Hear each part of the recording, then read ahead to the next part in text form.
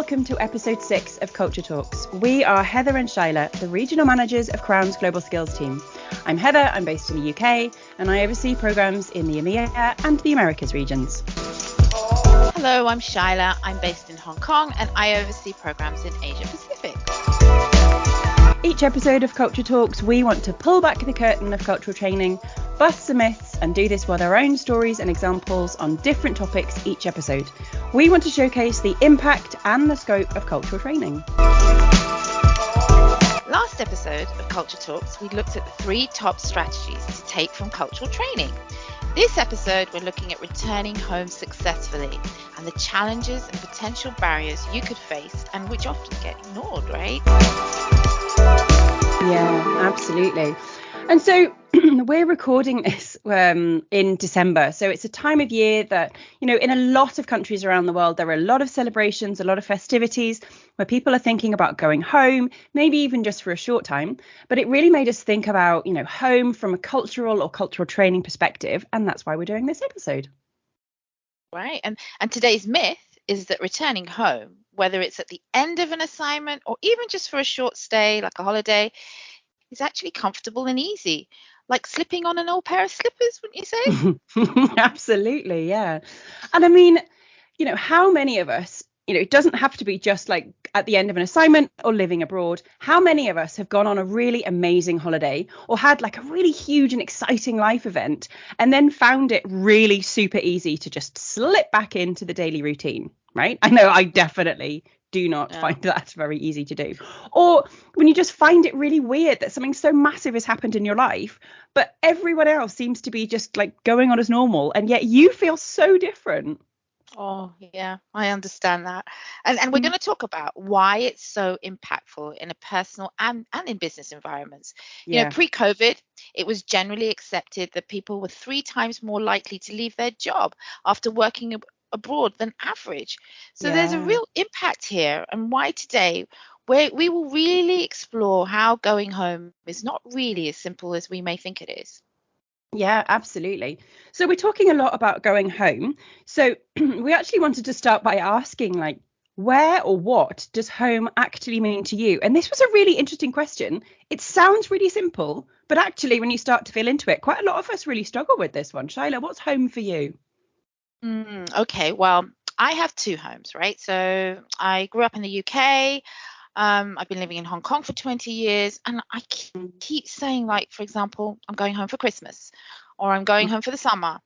It's confusing for me. I know that home is where my personal and my private space is, but I get it's kind of like a bit complicated, and you know, it's I guess it's somewhere where you've been all your life, kind of thing, right? Yeah.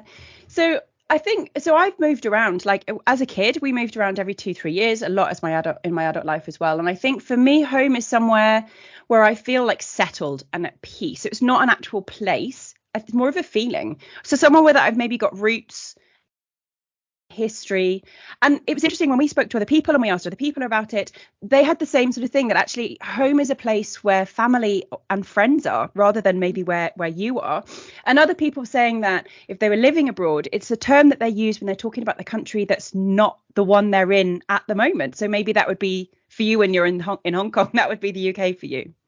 Yeah, no, I agree. I think you hit the nail on that one, definitely. For me, so yeah, that's right. And in this industry that we work in, you know, global mobility, we call going home repatriation, right? So this is the phase at the end of an assignment.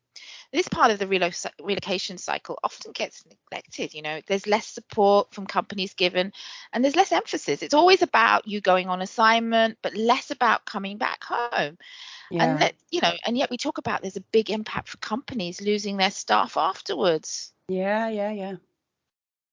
So today we're going to delve deep into the phenomenon known as reverse culture shock. Most people know about culture shock when you go abroad, but it's less discussed when you come back home. And this is what stops people from feeling like they've successfully returned home. Right, absolutely. So let's dive in. So there are several different stages. So the first stage of like reverse culture shock is really one about like you're disengaging from where you are and preparing for where you're going. And, that's in an assignment, you maybe sort of like stop kind of making future plans, and you start sort of really focusing on all the things you're excited about where you're going. And even I think at the end of a holiday, sometimes you sort of just think, okay, yeah, I'm done. I'm ready to go home now.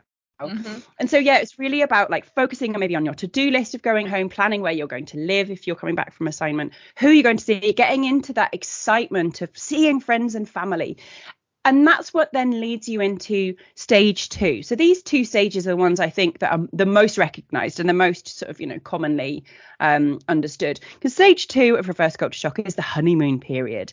That first period where everything is wonderful. Everyone is so excited to see you, and you're making loads of great plans to see friends and family that you haven't seen for ages. When I came back to UK, just the excitement of knowing that I was going to shop in shops where I liked the clothes and that they fit me, or like being able to go into a supermarket and just see pickled onion Monster Munch, or like the food that I had really missed. And that honeymoon for me also as well, like that honeymoon period was really all about like the senses. I just remember how fresh the UK smelt. Everything looked shiny. Walking into a pub felt amazing. Having a pint of cider was like the best thing ever. So yeah, it really just felt like everyone was friendlier. Like it was one of those, like, you'd see it on a film or something. It was just incredible. And that's the honeymoon period. Oh, I understand. I get excited about the efficiency, things like, for example, trolleys that work properly. There's an organized structure. You must be talking about going back to Hong Kong, right? Of course, going back to Hong Kong, and things are organized. But then also when I'm in the UK, I love understanding the conversations with the supermarket when I can hear what the cashier is talking about, what was on TV last night. I feel included, and things just start to click, and that makes me feel really excited when I'm back home. Yeah, absolutely. It's so lovely, isn't it? You just sort of feel like you can relax back into speaking really quickly and not having to sort of watch your language, like using sarcasm or just like phrases from where you're from. And I think that you're also like relaxing back into those cultural values within the language, that we talked about in episode 4.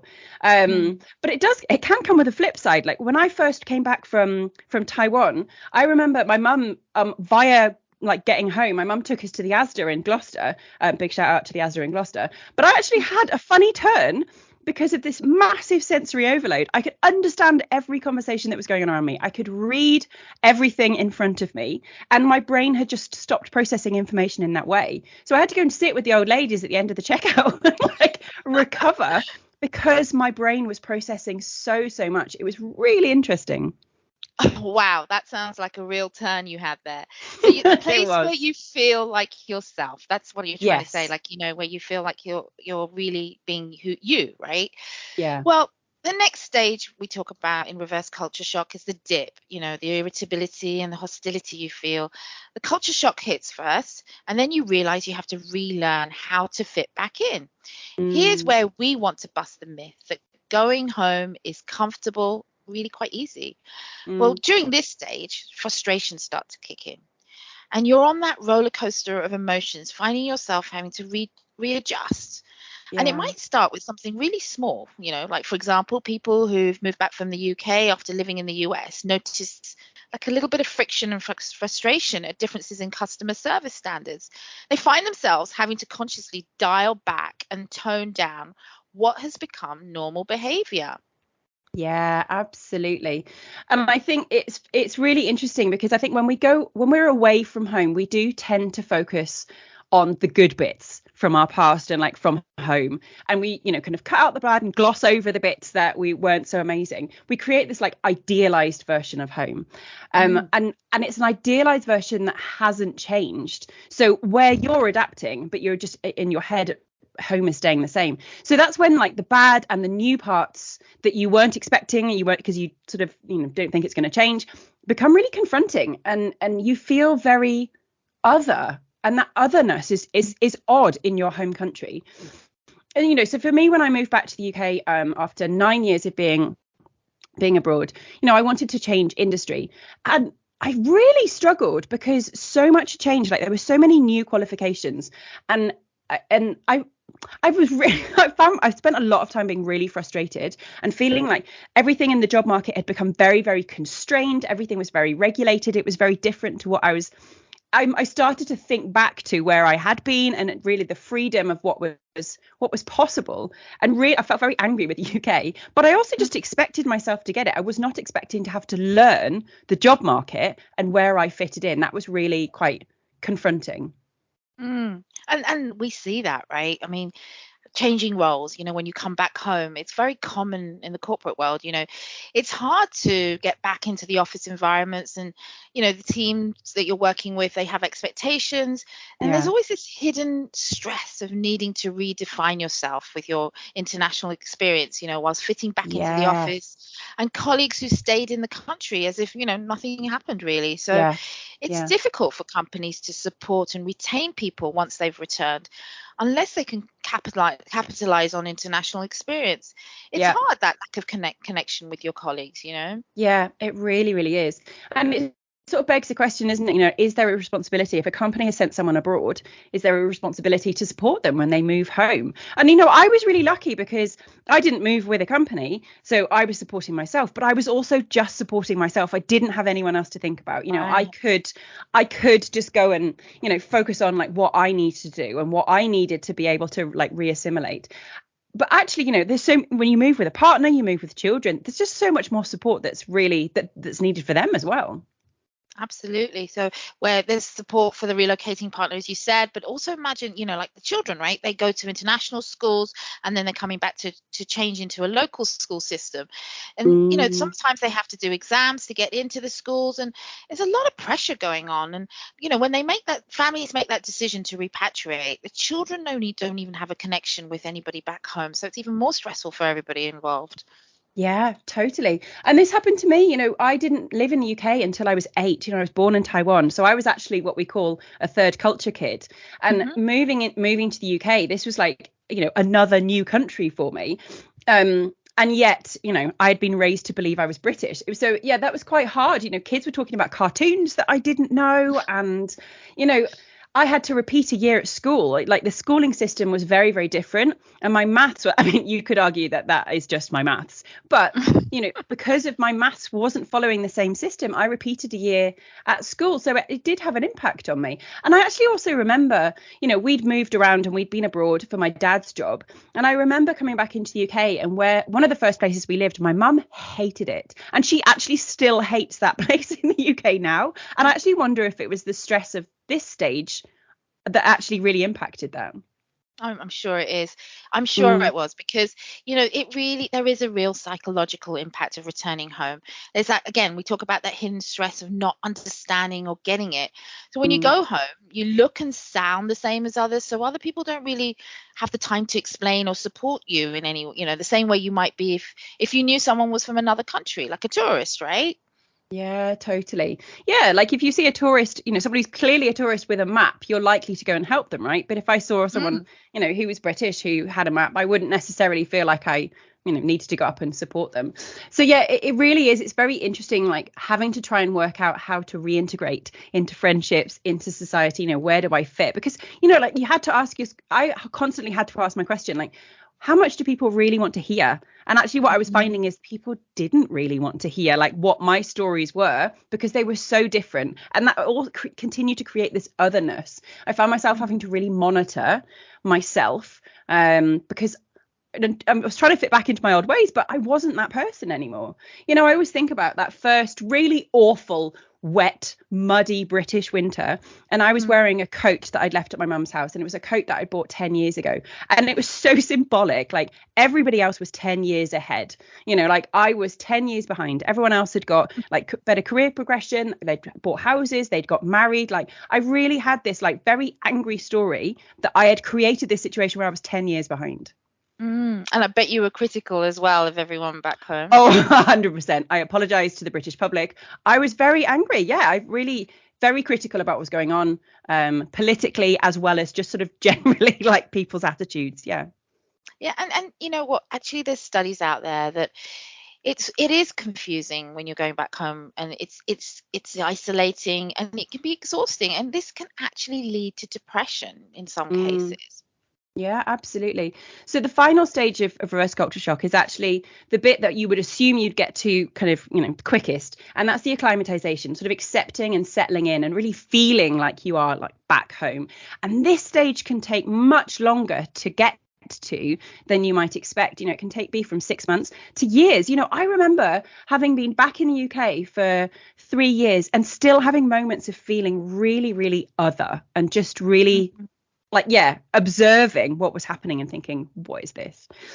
So, but what can we do with this? We wanted to talk about returning home successfully in this episode. And, we've discussed the dip and how that can really stop people from feeling successful when we return home. But what can we really do about it? Well, I guess we could look at the tips from the last episode They were good ones. They were, right? We talked about pausing, slowing down and looking deeper. And really, notice that stress. Don't be afraid of like recognizing it. And also try and make those small shifts in your behavior. Talk about it with others and call it out. Explain to others how you're feeling. Like if you've got post-holiday blues, talk about it. If you're going through reverse culture shock, talk about it. Realize that you're going through a recognized cycle of emotions and behavior, and be aware of, the fact that you're not alone. And it can only get better, right? Yeah, it definitely does get better. And even like from a corporate perspective, what could you do within a company if you're relocating back? You could look at having, some repatriation training or coaching, something like retaining, a home country mentor, so that you stay up to date with what's going on like in your industry back in your home country potentially. So yeah, there are things to do and it certainly does get better. But yeah, so today, I hope we've shown that the idea that going home is not like putting on an old pair of slippers. Maybe now your feet have grown, maybe you don't even like slippers anymore. Going home carries such an expectation that things will be much the same, but you have changed.